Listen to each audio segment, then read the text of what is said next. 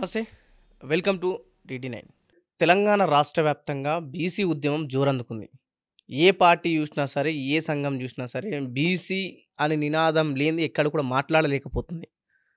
అంటే ఇప్పుడున్న ఈ జరుగుతున్న సిచ్యువేషన్స్తోనే రాజకీయ లబ్ధి కోసమని కొన్ని రాజకీయ పార్టీలు చేస్తున్నాయి. కొందరు సొంత ఎజెండా కోసం కొందరు చేస్తున్నారు. ఇప్పుడు వచ్చిన వాళ్ళంతా నిజంగా ఉద్యమకారుల, బీసీల కోసం కొట్లాడిన వాళ్ళు, లేకుంటే ఉద్యమకారుల. సో గతంలో ఉమ్మడి ఆంధ్రప్రదేశ్ ఉన్నప్పటి నుంచి కూడా చాలామంది బీసీ ఉద్యమ నాయకులు ఉన్నారు, కొట్లాడుతూ వస్తున్నారు. కానీ చాలామంది ప్రజల్లోకి రాజకీయ పరంగా కావచ్చు, లేక ఆర్థిక పరంగా అంత బలంగా వెళ్ళని నాయకులు చాలామంది ఉన్నారు. సో దాంట్లో ప్రెసిడెంట్లు ఉన్నారు. అటు ఏ సీఎం ఉన్నా సరే ఆ సీఎంని కలిసి ఆ రిప్రజెంట్లు ఇవ్వడం, లేదంటే ఆ బీసీల కోసం కొట్లాడిన వాళ్ళు ఎంతోమంది ఉన్నారు. దాంట్లో ఒక ముఖ్య నేత, పీఆర్పీ పార్టీలో పనిచేసిన, అయితే చిరంజీవి గారు మొదలుపెట్టిన ప్రజారాజ్యం పార్టీలో పనిచేసిన ముఖ్య నేత కొండా దేవయ్య పటేల్, బీసీ సాధకారిత సంఘం హానబుల్ ప్రెసిడెంట్ మనతో ఉన్నారు. ఒక్కసారి బీసీ ఉద్యమం గురించి క్లియర్గా మాట్లాడే ప్రయత్నం చేద్దాం. ఇప్పుడున్న వాళ్ళది ఎంత నిక్కచ్చిగా జరుగుతున్న ఉద్యమం, గతంలో ఏ విధంగా బీసీలను అనగదొక్కారు ప్రధానంగా ఉన్న పార్టీలు అనే విషయాలు ఒకసారి క్లియర్ కట్గా మాట్లాడే ప్రయత్నం చేద్దాం. అన్న నమస్తే. అన్న ఒక్కటే క్లారిటీ, మనం మొత్తం సబ్జెక్ట్లోకి వెళ్ళే ముందు, ఈ బీసీ ఉద్యమం నడుస్తుంది బలంగా. ఎవరు అవునన్నా కాదన్నా ఏ పార్టీ చూసినా నినాదం ఎత్తుకోవాల్సి వస్తుంది. తీసుకొచ్చిలా మీలాంటి వాళ్ళు, లేకపోతే ఓట్ల కోసం జరుగుతుందో తెలియదు కానీ నడుస్తుంది. సో ఒకసారి క్లారిటీ సార్ దీనిపైన. ఉమ్మడి ఆంధ్రప్రదేశ్లో అప్పుడు చిరంజీవి గారు వచ్చినప్పుడు మేము ప్రజారాజ్యంలో చిరంజీవి గారి ఆశయాలు రెండు ఉమ్మడి తెలుగు రాష్ట్రాల్లో, మరి అప్పుడు బీసీలకు మంచి ఉన్నత స్థానం రావాలి, బీసీలో ఒక ముఖ్యమంత్రి కావాలని అప్పుడు చిరంజీవి గారు వచ్చినప్పుడు మేము దానిలో వెళ్ళి పనిచేయడం జరిగింది. దానిలో మేము వేమా నుంచి కూడా ఎమ్మెల్యే కూడా పని చేస్తాము. అప్పుడు బీసీ ఉద్యమంలో నిజంగా ఏదైతే తెలంగాణ ఆంధ్ర విడిపోయినప్పుడు అప్పుడు బీసీ ముఖ్యమంత్రి అక్కడైనా ఇక్కడైనా కావాల్సింది ఉండే. ఎందుకంటే ఉమ్మడి ఆంధ్రప్రదేశ్లో బీసీలు ఎక్కువ ఉన్నారు, దానిలో మా కాపులు ఎక్కువ ఉన్నారు, దానిలో 1 కోటి మందికి పై చిలుకుంటారు. అప్పుడు తెలంగాణ విడిపోయినప్పుడు కూడా ఇక్కడ సుమారు 40 లక్షలు పై చిలుకున్నాం, మొదటి స్థానంలో ఉన్నాం ప్రస్తుతానికి ఇక్కడ. అంటే దీనిలో బీసీలను కలుపుకొని పోయినట్టయితే ఇప్పుడు ఈ 10 సంవత్సరాల్లో కూడా 15 సంవత్సరం అంటే 2 సార్లు టీఆర్ఎస్ గవర్నమెంట్ వచ్చింది, మళ్ళీ 3వ సారి కూడా కాంగ్రెస్ పార్టీ గవర్నమెంట్ వచ్చింది. 3 సార్లు కూడా ముఖ్యమంత్రి అయ్యే అవకాశం బీసీలకు అనేది ఉండే.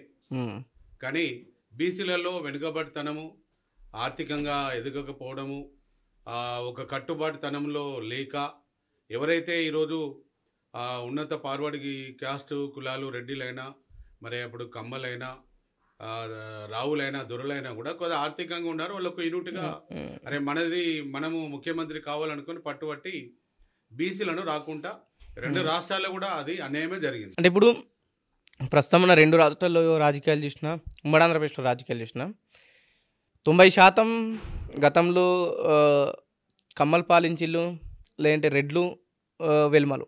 సో ఈ కమ్యూనిటీకి ఎందుకు ఉండాల్సి వస్తుంది? అంటే ముఖ్యమంత్రి పదవులు కావచ్చు, లేకపోతే ప్రధానంగా ఉన్న పదవులు, రాష్ట్రాన్ని పాలించే పదవులు ఒకటేనండి. ఈరోజు అయితే బీసీలలో 136 కులాలు ఈరోజు అందరూ ఒక యూనిట్గా ఉన్నట్టయితే బీసీ ముఖ్యమంత్రి అవుతాడు. ఈరోజు తెలంగాణ రాష్ట్రంలో 43 మంది రెడ్డిలు మంత్రులు, మరి ముఖ్యమంత్రి ఉన్నట్టు, కార్పొరేషన్ చైర్మన్ ఉన్నట్టు, ఎమ్మెల్సీలు ఉన్నట్టు, అందరు ఉన్నట్టు బీసీలలో ఒక యూనిట్ అయితే ఈరోజు బీసీ ముఖ్యమంత్రి తెలంగాణ రాష్ట్రంలో 3 సార్లు కూడా అయ్యే అవకాశం ఉండే. గూగుల్ చెప్పే లెక్కల ప్రకారం అయితే 40కి పైగా ప్రస్తుతం ఉన్న అసెంబ్లీలో రెడ్డి కులానికి సంబంధించిన ఎమ్మెల్యేలు ఉన్నారు, 1-2 బ్రాహ్మణ్స్ ఉన్నారు, మిగతా వాళ్ళు వెల్మలు ఉన్నారు. బీసీలు చాలా తక్కువ ఉన్నారు. సో 5%, 6% లేని వాళ్ళకి 43-40 సీట్లు ఎందుకంటే ఏం చెప్తారు? ఇప్పుడు బీసీలలో ఒక ముఖ్యమంత్రి కావాలనేది ఒక బీసీలో ఉన్న నాయకులలో ఒక యూనిట్గా ఉన్నట్టయితే ఎవరో ఒకరు, ఇప్పుడు ఒక బీసీలలో ఇప్పుడు మినిమం చూద్దామన్నా కూడా ఒక 5-6 కులాలు ఎక్కువ స్థానంలో ఉన్న వాళ్ళు, వీళ్ళందరూ ఒక యూనిట్గా ఉండి మన వాళ్ళు ఎవరైనా ఒకసారి ముఖ్యమంత్రి అయితే పర్లేదు అనుకున్నట్టయితే బాగుంటుంది. వీళ్ళ దానిలో నువ్వు ముఖ్యమంత్రి అవుతామంటే ఎవరు ముందుకెళ్తుంటే వీళ్ళ మా వాళ్ళే బీసీలే కాలు పట్టి గుంజుకొని ఎక్కువ ఎమ్మెల్యే సీట్లు తెచ్చుకుంటాయి కదా. ఈరోజు అసెంబ్లీ ఎన్నికలు వచ్చినట్టయితే మనకు ఎమ్మెల్యే స్థానాలు మనకు బీసీలకు వచ్చినట్టయితే అప్పుడు బీసీలలో ఎక్కువ మంది గెలుస్తారు. ఇప్పుడు గతంలో కేసీఆర్ 18 సీట్లు ఎలక్షన్లో కేటాయించిండు. మొదటిసారి 2సారి ఎలక్షన్లో గెలవకముందు 18 సీట్లలో ఎన్ని గెలిచిండ్లు అంటే మీ కులానికి సంబంధించి మాట్లాడితే ఎన్ని గెలిచిండ్లు అని ఒక క్వశ్చన్ మార్క్ అయితే వచ్చింది. మా కులంలో అయితే 10 ఇచ్చాడండి ఇతర కేసీఆర్ పార్టీలతో గారు. కలిపి కాంగ్రెస్ కావచ్చు, బీజేపీ కావచ్చు, లేదంటే దానిలో ఇటు బీఆర్ దాదాపు మేము ఒక మా కమ్యూనిటీలో 26 మంది ఎమ్మెల్యేలు పోటీ చేస్తాం. ఓ ఈ 3 పార్టీలలో పార్టీలకు సంబంధించి లేక ఓవరాల్ గా? పార్టీలలో 3 పార్టీలలో 26 మంది ఇండిపెండెంట్ కలిపి 26 మంది ఎమ్మెల్యేలు పోటీ చేస్తాం. కానీ ఒక అందరినీ యూనిట్గా కలుపుకొని పోయినట్టయితే పార్టీలలో అప్పుడు టీఆర్ఎస్ పార్టీ బ్యాక్ అయింది, కాంగ్రెస్ పార్టీ ముందు వచ్చింది. కాంగ్రెస్ పార్టీ రెడ్డిలకు ఎక్కువ మంది ఇప్పించుకున్నారు, వాళ్ళు గెలిపించుకున్నారు. దానిలో మాకు ఎక్కువ సీట్లు వేయాలి. మేము ఇచ్చిన కాడికి అక్కడ మాకు 2 ఎమ్మెల్యేలు కూడా గెలిచారు. మాకు దానిలో టీఆర్ఎస్లోకి 2 గెలుస్తారు. ఇప్పుడు ప్రధానంగా ఉన్న 3 పార్టీలో బీసీ కులాలకు చెందిన వాళ్ళు ప్రధానంగా ఉన్న నాయకులు ఉన్నారు. ఏ స్టేజ్లో ఉన్నారంటే మంత్రి పదవులు, ఆ పై పదవులు కూడా చేసే స్టేజ్లో ఉన్నారు. అంటే పార్టీని కంట్రోల్ చేసేంత స్టేజ్లో కూడా ఉన్నారు. కానీ ఆ పార్టీలో ఉండి గెలిచిన తర్వాత ఆ పదవులు తీసుకోలేకపోతున్నారు. చైర్మన్లకు, కార్పొరేషన్ చైర్మన్లు వీటికి ఎందుకు ఆగిపోతులు అంటారు? ఇప్పుడు చూడండి, 1947 తర్వాత కూడా పిసిసి అధ్యక్షులుగా మున్నూరు కాపు కమ్యూనిటీ ఉమ్మడి ఆంధ్రప్రదేశ్లో కానీ అప్పుడు పొంజాల శివశంకర్ కాడికెళ్ళి, వి హనుమంతరావు కాడికెళ్ళి, మరే డి శ్రీనివాస్, పొన్న లక్ష్మయ్య కాడికెళ్ళి ఎప్పుడు కూడా మా వాళ్ళు ముఖ్యమంత్రి సీటు కోసం ఆలోచించలే. బీజేపీలో కూడా బండి సంజయ్ కూడా ఆగిపోయినారు. తర్వాత ఆ రెడ్డిలు, రావులు, దొరలు, కమ్మలు వాళ్ళే ముఖ్యమంత్రిలో కూర్చున్నారు. దీంట్లో కూడా బీజేపీలో కూడా ఇచ్చింది అనుకుంటా కదా, బండి సంజయ్కి, లక్ష్మణ్కి. బండి సంజయ్ గారికి రాష్ట్ర అధ్యక్షుడు ఇచ్చినారు. వారికి కూడా ఏముందండి, లాస్ట్కి వస్తే మళ్ళీ ఆ ముందుకెళ్లే తరుణంలో కాలువట్టి గేస్తారు. లేకపోతే ఆయన ముఖ్యమంత్రి క్యాండిడేట్గా ప్రకటించినట్టయితే ఈరోజు ఇంకా ముందుకెళ్లే వల్ల మీకు ఎక్కువ సీట్లు గెలిచేటి. అసలు ఎలక్షన్ సమయంలో బండి సంజయ్ గారు ప్రస్తుతం ఉన్న ముఖ్యమంత్రిని, గతంలో మాజీ ముఖ్యమంత్రి కేసీఆర్ కానీ ఇద్దరికి ప్రతికూలంగా అంటే ఒక పోటీగా వచ్చింది బండి సంజయ్ గారు.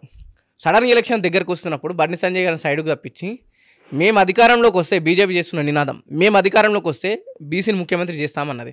ఒక బీసీని రాష్ట్ర అధ్యక్షుని దించేసి రెడ్డి కులానికి సంబంధించిన కిషన్ రెడ్డి గారిని పెట్టి మేము అధికారంలోకి వస్తే బీసీ ముఖ్యమంత్రిని పెడతామన్న మాట ప్రజలు నమ్మారా? అది ఇక వాళ్ళు అంటే ఇక రాజకీయాల్లో చెప్పేది ఒకటి ఉంటుంది, లోపల ఒకటి ఉంటుంది. కాబట్టి దానిలో బలైపోయేది బీసీలే వాస్తవంగా చెప్పాలంటే. ఈరోజు కుల గణనలో 42% రిజర్వేషన్, దీని మీద ఇంత లొల్లి, ఇదంతా రాధాంతము. ఇటు టీఆర్ఎస్ వాళ్ళు, ఇటు కాంగ్రెస్ వాళ్ళు, ఇటు వీళ్ళంతా డైరెక్ట్గా నిజంగా చెప్పాలంటే అవుట్రైట్గా బీసీలకు సంఖ్యాపరంగా కేంద్రంలో కానీ ఇక్కడ కానీ ఇచ్చినట్టయితే న్యాయం జరుగుతుంది. మీరు ఒక బీసీ ముఖ్యమంత్రి అయ్యే అవకాశం అనేది వస్తుంది. ఇప్పుడు ఈ ఒక రిజర్వేషన్ల దగ్గరనే బీసీలకు వచ్చే వరకు కొట్లాటలు, కుమ్ములాటలు అయిపోతాయి. అది స్థానిక సంస్థల ఎలక్షన్ కోసం. అది కూడా స్థానిక సంస్థల ఎన్నికలు అనేది అంటే ప్రస్తుతం ఇప్పుడు కూడా ఒకటి చూడండి, ఒక ముఖ్యమంత్రి బీసీ ముఖ్యమంత్రి కావాలనుకున్నప్పుడు ఈ స్థానిక సంస్థలనే మీరు కొట్టుకొని చావండి. అప్పటికి వచ్చే వరకు అప్పుడు రెడ్డిలు, రావులు, దొరలు వాళ్ళే ఒకటి అయిపోతారు, వాళ్ళే ముఖ్యమంత్రి కావడానికి ఉంటుంది. అంటే నేను కూడా అదే స్థానిక సంస్థల కోసమే ఇంత కొట్లాడుతుండ్రు. అసెంబ్లీ స్థానాలకు కావచ్చు, పార్లమెంట్ స్థానాలకు వచ్చే అవకాశం ఉందంటారా ఈ రిజర్వేషన్ కావచ్చు? లేకపోతే అనుకుంటున్నాను ఈ కేంద్ర ప్రభుత్వం చేసే జనగణనలో కులగణన ప్రకారంగా, రిజర్వేషన్ ప్రకారంగా నిజంగానే మరి నరేంద్ర మోడీ గారు, ప్రధానమంత్రి గారు, వారి ఏదైతే ఈ మొత్తం భారతదేశంలో వెనుకబడ్డ కులాలు, ఎస్సీలు అయితేంది, ఎస్టీలు అయితేంది, మైనార్టీ అయితేంది, బీసీలు అయితేంది, ప్రతి ఒక్క క్యాస్ట్ పరంగా ఆ రిజర్వేషన్ ప్రకారంగా సంఖ్యపరంగా నిజంగానే ఆ ఎమ్మెల్యేలు, ఎంపీలు ఇచ్చినట్టయితే ఈ భారతదేశంలో కూడా అన్ని కులాలకు న్యాయం జరుగుతుంది అనేది కూడా ప్రతి ఒక్కరు అనుకుంటున్నాము. కానీ అది సాధ్యం కావాలని కోరుకుంటున్నాము. కానీ ఈ కుమ్ములాటలతోనే, దీంతోనే అయిపోతుంది. ఇట్లానే ఎవరు వాళ్ళుగా వాళ్ళ పార్టీలను బలం చేసుకోవాలి, రేపు పొద్దున మేము నిలబడాలి అనే దానిలో ప్రతి ఒక్క పార్టీ కూడా వాళ్ళు పనిచేస్తున్నారు. నిజంగా బీసీలు కానీ కాంగ్రెస్ పార్టీ బలంగానే కొట్లాడుతుందన్న ఒకవైపు ఆర్డినెన్స్ తీసుకొచ్చినాం, కానీ కేవలం ఇటు గవర్నర్, రాష్ట్రపతి సంతకం పెట్టట్లేదు అంతే అని చెప్పేసి వాళ్ళు చెప్తున్నారు. గత ప్రభుత్వం ఏదైతే పంచాయతీరాజ్ చట్టం సీలేసిందో ఈ రిజర్వేషన్ 50%కి కిందికి ఉండద్దు అని చెప్పేసి, సో దానికోసం మాకు ఇబ్బంది అవుతుంది, మేము ఆ సీల్ ఓపెన్ చేయని కంటులు. ఇక్కడ ఉన్న నాయకులందరూ 119 ఎమ్మెల్యేలందరూ సరే, ఎవరు ఏ పార్టీలో గెలిచినా, ఎవరు ముఖ్యమంత్రి అయినా కూడా రేపు పొద్దున బీసీలకు మరి 42% రిజర్వేషన్ ఇచ్చి స్థానిక ఎన్నికల్లో వాళ్ళకు న్యాయం చేయాలని తెలంగాణ రాష్ట్రంలో అనుకున్నట్టయితే అది తప్పకుండా అది రిజర్వేషన్ అనేది పాస్ అయితే బీసీలో కొంతవరకు ఈ స్థానిక ఎన్నికల్లో న్యాయం జరుగుతుంది. రేపు పొద్దున కేంద్ర ప్రభుత్వము జనగణనలో కులగణన చేసి వాళ్ళు కూడా అసెంబ్లీలో, మరి పార్లమెంట్లో బీసీలకు, అన్ని కులాలకు అవకాశం ఇచ్చినట్టయితే అసెంబ్లీలో గడపదొక్కని కులాలు కూడా అసెంబ్లీలో పోతాయి, వాళ్ళ సమాజంలో వెనుక ఉన్న వాళ్ళందరినీ కూడా బాగా చేసుకుంటారు. కానీ స్థానిక సంస్థల దగ్గర ఇంత కుమ్ములాట, ఇంత కొట్లాట, బీసీ ఉద్యమం కోసం పనిచేసి ఒక 4-5 పేర్లు చెప్పాలంటే వాళ్ళే విమర్శించుకుంటున్నారు. రేవంత్ రెడ్డి కావచ్చు, కవిత కావచ్చు, లేటు బీఆర్ఎస్ పార్టీ నుంచి ఒకరు, ఇటు మల్లన్న. సో ఇంత ప్రధానంగా ఉన్న ఇటు మళ్ళీ లేకపోతే బీసీ సంఘాలు ఉన్నాయి. సో వీళ్ళే ఒకే నినాదం కోసం ఇంతమంది విమర్శించుకుంటున్నారు. ఇక విమర్శించుకోవడం అంటే మేము ఈ 42% రిజర్వేషన్ ఇచ్చినాము, మేము అసెంబ్లీలో పాస్ చేస్తాము, అక్కడ కేంద్ర ప్రభుత్వం బిల్లు పెడతలేదు, మరి కేంద్ర ప్రభుత్వం రిజర్వేషన్ పాస్ చేయాలని ఇటు ఎవరికి వాళ్ళుగా రాజకీయంగా చతురతకు రేపు పొద్దున రాజకీయంగా ఉనికి కాపాడుకోవడానికి బీఆర్ఎస్ పార్టీ అయినా కాంగ్రెస్ పార్టీ అయినా కూడా రేపు బీజేపీ అయినా కూడా వారి ప్రయత్నం చేస్తున్నారు. ఏదేమైనా కూడా బీసీలకు న్యాయం జరగాలంటే ఆ రిజర్వేషన్ ప్రకారంగా స్థానిక ఎన్నికల్లో మాకు నిజంగా అది అవకాశం వస్తే మాత్రం బీసీలు ముందుకెళ్తారు. రేపు తర్వాత అసెంబ్లీ ఎన్నికల్లో అంటే ఎప్పుడైనా అనిపించిందా, అరే మాకు స్థానిక సంస్థ ఎన్నికల్లో రిజర్వేషన్ ఎందుకు, మాకు ఇస్తే అసెంబ్లీ స్థానాల్లో ఇవ్వండి, లేదంటే పార్లమెంట్ స్థానాల్లో ఇవ్వండి, మేమెంతో మాకంత వాటా నేనిదా ఇప్పుడు అనిపించిందని పర్సనల్ ఇన్ని సంవత్సరాల నుంచి ఉద్యమాలు చేస్తున్నారు. మేము ప్రజారాజ్యంలో పనిచేసినప్పుడు చిరంజీవి గారు వచ్చినప్పుడు సినిమాలలో వారు బాగా అవన్నీ చూసినప్పుడు ఇప్పుడు ఇలానే ఈ ఉమ్మడి ఆంధ్రప్రదేశ్ అప్పుడు ఉండే అట్లా ఇది సాధ్యమైతే ఎంతోమంది ఇక పేదవాళ్ళకు కూడా న్యాయం జరుగుతుంది, ఎంతోమంది పేదరికంలో వాళ్ళకు విద్య, వైద్యము అన్ని రకాలుగా ఉద్యోగాలు వస్తాయని కూడా ఆ రోజు అనుకున్నాము. ఈరోజు ఎవరికి వాళ్ళగా ప్రయత్నం చేస్తున్నారు కానీ అనుకున్న స్థాయిలో ఇంకా మేమైతే రాలేదు. రేపు ఎప్పుడైనా కూడా ఎవరి కమ్యూనిటీని వాళ్ళు కాపాడుకోవాలి, ఎవరి కమ్యూనిటీని వాళ్ళు డెవలప్ చేసుకోవాలి, బీసీలలో ఒక అందరూ కూడా ముందుకు వెళ్ళాలి అంటే ఒక బీసీ ముఖ్యమంత్రి ఇట్లా వచ్చినట్టయితే తప్పకుండా బీసీల కోసం న్యాయం జరుగుతుంది. అక్కడ ఇప్పుడున్న 5-6 పెద్ద కులాలు ఈరోజు మున్నూరు కాపులు అయితేంది, ముదిరాజులు అయితేంది, పద్మశాలు అయితేంది, గౌడ్స్ అయితేంది, వీళ్ళందరూ కూడా గంగపుత్ర వీళ్ళందరూ కూడా వాళ్ళ ప్రకారంగా కొంతమంది ఎమ్మెల్యేలు వారి అసెంబ్లీలోకి వెళ్ళినట్టయితే వారి కులం బాగా చేసుకుంటారు. కానీ ఇక్కడ సీట్లు ఇస్తలేదు. ఇప్పుడు ప్రధానంగా ఉన్న పార్టీలు ఇందాక మనం మాట్లాడుకున్న 40 సీట్లు అంటే దాదాపు 50% ఉన్న సీట్లన్నీ ఈ ఓసీ కులాలకు చెందిన వాళ్ళ అగ్రవర్ణ కులాలకు చెందిన వాళ్ళకి ఉన్నాయి కాబట్టి 3 పార్టీల నుంచి. సో ఎట్లా సాధ్యం అంటారు అది? ఇక ఇప్పుడు మనం అనుకుంటే ఎట్లా అంటే వచ్చేసరి కూడా కులగణనలో కేంద్ర ప్రభుత్వం ఇచ్చి నటు రిజర్వేషన్ గిట్లా పాస్ అయితే అక్కడ పార్లమెంట్లో పాస్ అయినట్టయితే తప్పకుండా అప్పుడు రెడ్డిలు దొరలు ముఖ్యమంత్రులు గారు బీసీలే ముఖ్యమంత్రి అయితే ఒక నమ్మకం అయితే ఈరోజు ఒక బీసీలలో వచ్చింది కాబట్టి బీసీలు అందరూ తీన్మార్ మల్లన్న అయితే ఇంకా వేరే అందరూ ఇప్పుడు ప్రతి ఒక్కరు కూడా ఆర్ కృష్ణయ్య గారు కానీ వీళ్ళు జాల శ్రీనివాస్ గౌడ్ గారు అయినా ఇంకా చిరంజీవులు ఐఏఎస్ వీళ్ళందరూ కూడా ప్రతి ఒక్కరం కూడా అందరం కూడా పనిచేస్తున్నాము. మేము అప్పుడు ఈ 2008లో బీసీ ఉద్యమంలో ఇప్పుడు మేము ప్రజారాజ్యంలో వచ్చినప్పుడు ఇంత బీసీ మూమెంట్ లేకుండే, కానీ ఈరోజు మాత్రం బీసీలలో ఒక చైతన్యం వచ్చింది, ఎవరి కులాల్లో కూడా వారి కులాల్లో చైతన్యం వచ్చింది కాబట్టి బలంగా రేపు పొద్దున బీసీలు అనేది ముందుకెళ్తాము. రేపు పొద్దున ఇక్కడ కూడా తమిళనాడు లాగా ఇక్కడ కూడా ముఖ్యమంత్రి అవకాశం ఉంటుంది కూడా మేము అనుకుంటున్నాము. మీకున్న జనాభాకు మీకున్న శాతానికి బీసీలకు 42% ఓకేనా? 42% ఎక్కడండి, 60% ఉన్నాం ఇప్పుడు. కరెక్ట్ గా తీస్తే ప్రభుత్వం 42% ముస్లింస్ తీసుకొచ్చి 10% కలిపినారు. దానిలో ఇదివరకు లేకుండా ఇప్పుడు అన్ని కలిపి 42% అంటున్నారు. ఈరోజు మా మున్నూరు కాపులలో మేము ఎక్కడో 18% ఉన్నది, మాకు అంత కొడితే ఈరోజు బీసీలలో 5వ స్థానంకు మా వెళ్ళిపోయింది. మాదిలోనే ఆ పేరులో రావు రెడ్డి ఉండడం వల్ల ఆ రావుకు ఆ సంఖ్య కలిపేశారు, రెడ్డిలో సంఖ్య కలిపేశారు.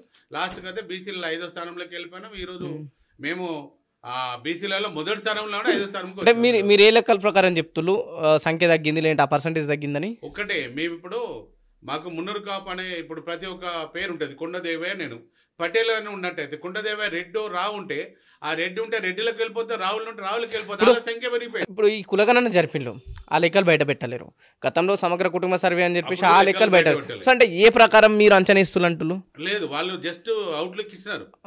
అవుట్లుక్ ఇస్తేనే కదా మేము ఒక సికింద్రాబాద్ పరేడ్ గ్రౌండ్ లో ఒక 10 లక్షల మందితో మీటింగ్ పెడదామని మా బండి సంజయ్ గారు మరి మిగతా మాకు బీసీ శాఖ మంత్రి కమలాకర్ గారు ఇంకా లాస్ట్ టైం ఎలక్షన్ ముందు 3 పార్టీలు కలిపి ఒక మీటింగ్ పెట్టినట్టు జలవిహారం పెట్టినాం. అది కూడా మొన్న కూడా కులగన జరిగిన తర్వాత కూడా మేము మొన్న కూడా ఒక పెద్ద పరేడ్ గ్రౌండ్ లో పెట్టాలనుకున్నాం. ఈ రోజు చూడండి, ఈ రోజు మాకు ఎప్పుడు కూడా కనీసము 1-2 మంత్రి పదవులు ఉంటుండే, ఆ టీఆర్ఎస్ ఉన్నప్పుడు 2 ఇచ్చింది. ఈసారి అయితే కాంగ్రెస్ వాళ్ళు అయితే ఇప్పటివరకు కూడా ఒక మంత్రి పదవి కూడా ఇవ్వలే.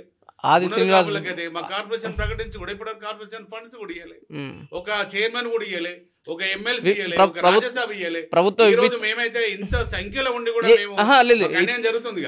కొండా సురేఖకు మంత్రి ఇచ్చిళ్ళు, ఆది శ్రీనివాస్ కి ప్రభుత్వం విప్పిచ్చిళ్ళు. ఒకటేనండి, బీసీలలో ఎవరి కులానికి వాళ్ళకి ఇచ్చినారు. అప్పుడు కేసీఆర్ గారు ఇచ్చినాడు, తలసాని శ్రీనివాస్ యాదవ్కు, గౌడ్కు, పద్మనాభకు, శ్రీనివాస్ గౌడ్కు, ప్రతి ఒక్కరికి ఇచ్చినాడు. ఇప్పుడు కూడా గట్లనే ఇచ్చినాడు. ఈ రోజు మున్నూరు కాపు పేరు మీద ఒక మంత్రి పదవి కూడా మాకు ఇవ్వాలి. కొండా సురేఖ ఉంది కదా, కొండ సురేఖ గారిని సీఎం గారు ఏమన్నారు, పద్మశాలి కోటలు ఇచ్చినా అని చెప్తాడు ఆయన. అంటే మా ఇంటి ఆడబిడ్డ, మా ఇంటి కోడలు, మాకు దగ్గర బంధువులు. కొండ సురేఖ గారు, కొండమురళన్న గారు మాకు దగ్గర బంధువులు, దగ్గర రిలేషన్. మాకు ఆయన అనుట్లో మాకు అదే అయిపోయినది. అక్కడ ఆయనే విభజించేసిండు. అరే మేము రేవంత్ రెడ్డి గారు కోటలు ఇచ్చినామయ్యా కొండ సురేఖ గారికి అంటారు. ఆది శ్రీనివాస్ ట్రై చేసింది కదా, మాకైతే ఒక కాపులకైతే మాకు ఒక మంత్రి పదవి ఒక్కడే గెలిచింది. ఆ శ్రీనివాస్ గారికి ఇవ్వచ్చు కదా. మరి దానిలో ఇప్పుడు ఆ శ్రీనివాస్ గారు ఉన్నారు, దానం నాయందర్ గారు ఉన్నారు, ఇంకా ఎవరెవరు ఉన్నారు అందరు తెలుసు కదా. మరి ఆయనైతే అక్కడ మాకు ఇవ్వచ్చు కదా, మా వేమలాడు ఎమ్మెల్యే అయితే మాకు ఇవ్వచ్చు కదా. అది ఈ రోజు ఎక్కడ ఆది శ్రీనివాస్ కి ప్రభుత్వంలో 43 మంది ముఖ్యం. ప్రభుత్వంలో కీలకమైన పదవి ఇచ్చిండు, విప్పిచ్చిండు. ప్రభుత్వం విప్ ఏముంటదండి, ఏముండదు. అక్కడ అసెంబ్లీలో విప్ జారీ చేయడానికి ఉంటుంది. దేని పని చేస్తుంది అది విప్? అది అందరు విప్ అంటే పెద్ద మంత్రి పదవి, అదేమన్నా హోదానా, అదేమన్నా అది ఏముండదు. విప్ అనేది అక్కడ అసెంబ్లీ జరిగినప్పుడు ఒక విప్ జారీ చేయాలా, ఎవరు ఎక్కడ పోకుండా అనేది ఉంటుంది. ఏమైనా తీర్మానాలు చేసేటప్పుడు అంతకంటే ఏం పదవి అండి అది. అది ఇంకా అది లేకుండా ఏమి ఇవ్వకుండా ఎమ్మెల్యే ఉన్నా అరే ఇక దాని మీదనే పని చేసుకోవచ్చు. ఈ 2 పనులు మీకు ఇచ్చినాం కదా అని ఒకటి విప్ అని చెప్పాడు, కరెక్ట్ కాదు అది. మేమైతే కానీ ఇప్పుడు ప్రభుత్వంలో ఉన్న దాంట్లో కీలకమైన వ్యక్తి ఆది శ్రీనివాస్, ఎమ్మెల్యే గెలిచి మంత్రి పదవికి ఉన్న అర్హుడు. కొండ సురేఖ అంటే సరే రేవంత్ రెడ్డి విభజించిన పద్మశాల అంటున్నాం, ఎందుకు ఇవ్వట్లేదు ఆది శ్రీనివాస్ కి? అంటే నేను ఏమన్నంటే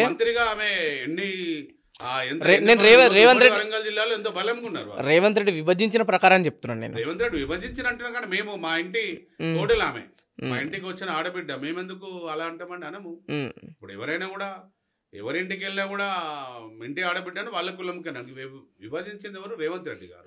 మేము అందరూ వచ్చానే మాకు మున్నూరు కాపులలో ఒక మంత్రి పదవి ఇవ్వండి, ఒక ఎమ్మెల్యే గారు ఒకటే గెలిచాడు. మీ దానిలో మీరు ఇచ్చిన 3 సీట్లు. ఎన్ని సీట్లు ఇచ్చినారు? కేసీఆర్ 10 సీట్లు ఇస్తే మీరు 3 సీట్లు ఇస్తే అందులో మేము 2 గెలిచాం. కొండ సురేఖ గారు, ఆ శ్రీనివాస్ 2 సీట్లు గెలిచినాం. అసలు అయితే ఆడ కరీంనగర్ ఇచ్చినారు, పోర్మల శ్రీనివాస్ అని, ఆయన గెలవలేదు. 2-3 సీట్లు ఇచ్చినాయి. మన బండి సంజయ్ ఈ కమలాకర్ కి దీటుగా కరీంనగర్ దీట్ అనేది కాదండి, మా మున్నూరు కాపులాలు ఎవరికొరు పోటీ పెట్టారు. అంటే ఇప్పుడు పార్టీ అంటే ఏమంటే ఎవరికి వాళ్ళు, బండి సంజయ్ బలము అంటే పార్టీ స్ట్రాటజీ కూడా అదే విధంగా నడిచింది కూడా. బీఆర్ఎస్ పార్టీలో బలమైన నాయకుడు, మంత్రి పదవి 5 సంవత్సరాలు ఎంత రిమార్క్ లేకుండా ఆయన చేస్తున్నాడు, బలమైన నాయకుడు. అంటే పార్టీలు కూడా అదే విధంగా కొట్లాటలు పెడుతున్నాయి కదా ఇక్కడ. ఇక పార్టీలు అంటే వాళ్ళు ఉంటారండి. ఇప్పుడు మా దానిలో ఇప్పుడు మా మున్నూరు కాపు సంఘంలోనే ఒకే కులం ఒకే సంఘం అనే దానిలోనే మేమంతా యూనిట్కి వెళ్తుంటే దానిలో కొంతమంది వేరే కులస్తులు చేరి దీన్ని ఎట్లా కులాన్ని విభజించాలని ఇప్పుడు రోజు మా మున్నూరు కాపు కులాన్ని ఒక అపెక్స్ కౌన్సిల్ అనేది అన్ని కులాలు కలుపుకొని వెళ్ళిపోయింది. కొండదేవన్ అనేది తెలంగాణ మున్నూరు కాపు సంఘం పటేల్స్ లో మేము ఒరిజినల్ గా మున్నూరు కాపులంతా ఇటు వచ్చేసారు, కొంతమంది కలిపి అటు వెళ్ళిపోయినారు. ఇలానే విభజించినారు కదా, వీళ్ళంతా యూనిట్ అయినట్టయితే ఎక్కడో అయిపోతుంది. ఎందుకు విభజించాల్సిన అవసరం ఏముంది? బయట కులాలను కలపాల్సిన అవసరం ఏముంది? రాజకీయ పార్టీలు ఒక పార్టీ వాళ్ళు ఉంటే బీఆర్ఎస్ ఉంది, అరే మున్నూరు కాకపోతే నా వంతు ఉండాలనుకుంటారు. కాంగ్రెస్ వాళ్ళు అనుకుంటారు నాతో ఉంటే బాగుంటుంది అనుకుంటారు. బీజేపీ వాళ్ళు అనుకుంటారు మాతో ఉండాలనుకుంటారు. కానీ కొండదేవన్న మాత్రము 10-20 సంవత్సరాల నుంచి కులంలో పనిచేసిన నేను పార్టీలకు అతీతంగా రిజైన్ చేశాను.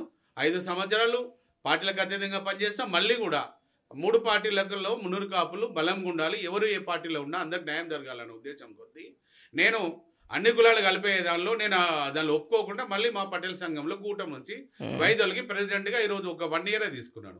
రేపు తర్వాత 1,00,000 మందితో ఎన్నిక పెడుతున్నాను. దానిలో రాష్ట్ర అధ్యక్షుడు మున్నూరు కాపు బలము 5వ స్థానంలోకి ఎందుకు వెళ్ళిపోయినా మా సంఖ్య ఎంత ఉంది ఇదంతా చూపించడానికి ఈరోజు నా ప్రయత్నం అనేది జరుగుతుంది. నాతో మా మున్నూరు కాపులు అందరూ కూడా ఈరోజు నాతో ఉన్నారు, పనిచేస్తున్నారు. ఈరోజు బీసీ ఉద్యమం బలంగా నడుస్తుంది. పార్టీకి సంబంధించిన వాళ్ళు దాంట్లో ప్రధానంగా ఉన్న నాయకులు సభలు పెడుతుళ్ళు, కొట్లాడుతున్నారని చెప్పుకుంటున్నారు. ఎందుకంటే బీఆర్ఎస్ కమ్యూనాలో సభ పెడుతుంది రేపు మాపు.